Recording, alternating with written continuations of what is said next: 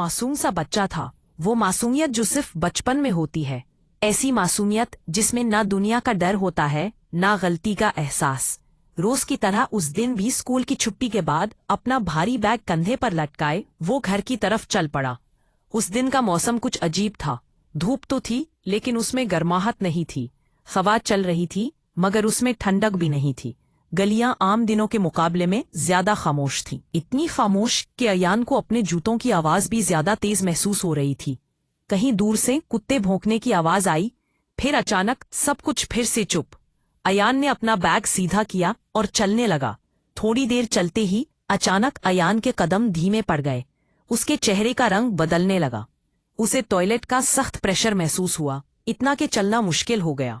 उसने घबराकर इधर उधर देखा। ना कोई दुकान, ना कोई घर, ना कोई इंसान। बस आगे सड़क के कोने पर एक पुराना बहुत बड़ा पेड़ खड़ा था। पेड़ इतना घना था कि उसकी शाखों ने आसपास की जमीन को अंधेरे में ढक रखा था। उसके नीचे छान कुछ ज्यादा ही गहरी लग रही थी, जैसे रोशनी वहां जाकर रुक जाती हो। अयान रुक गया। दिल तेज तेज धड़कने लगा। बस थोड़ी सी देर, उसने अपने आप से कहा। कोई देख भी नहीं रहा। मजबूरी ने अकल पर कब्जा कर ली। अयान धीरे धीरे पेड़ के नीचे गया। उस वक्त हवा अचानक रुक सी गई। ना पत्तों की सरसराहट, ना परिंदों की आवाज, सिर्फ अयान की सांस। काम खत्म करते ही उसे अजीब सा एहसास हुआ, जैसे कोई पीछे खड़ा हो। उसने मुड़कर देखना चाहा, लेकिन पता नहीं क्यों उसका जिस्म जाम सा गया। अयान ने बैग उठाया और बिना पीछे देखे तेज कदम उठाता हुआ वहां से निकल गया। उसे क्या पता था कि जिस जगह को उसने बेजान समझा वो सिर्फ पेड़ नहीं था। जब अयान घर पहुंचा तो उसकी मां ने फौरन महसूस कर लिया कि कुछ ठीक नहीं है। बेटा, स्कूल कैसा रहा? अयान ने कोई जवाब नहीं दिया। वो सीधा कमरे में गया और कोने में बैठकर दीवार को घूरने लगा।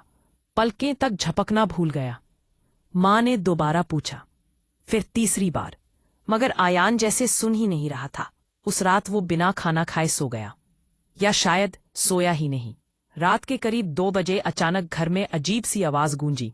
तक तक तक, जैसे कोई चीज लकड़ी पर रगड़ रही हो।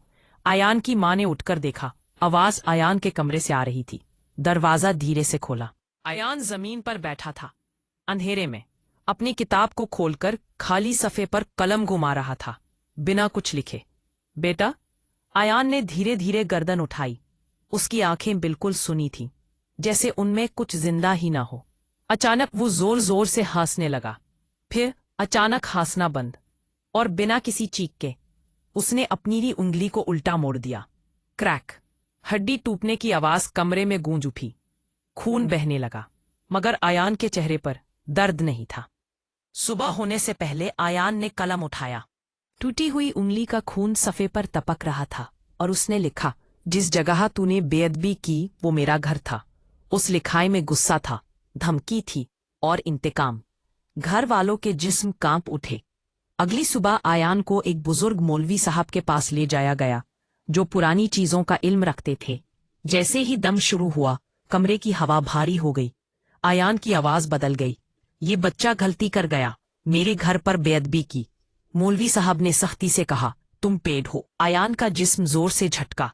फिर एक और आवाज, जैसे मिट्टी के नीचे से आ रही हो, हम खामोश रहते हैं लेकिन बेइज्जती बर्दाश्त नहीं करते। अयान ने लरजती हुई आवाज में माफी मांगी। कुछ देर कमरा बिल्कुल चुप रहा। फिर हवा चल पड़ी और अयान गिरकर बेहोश हो गया।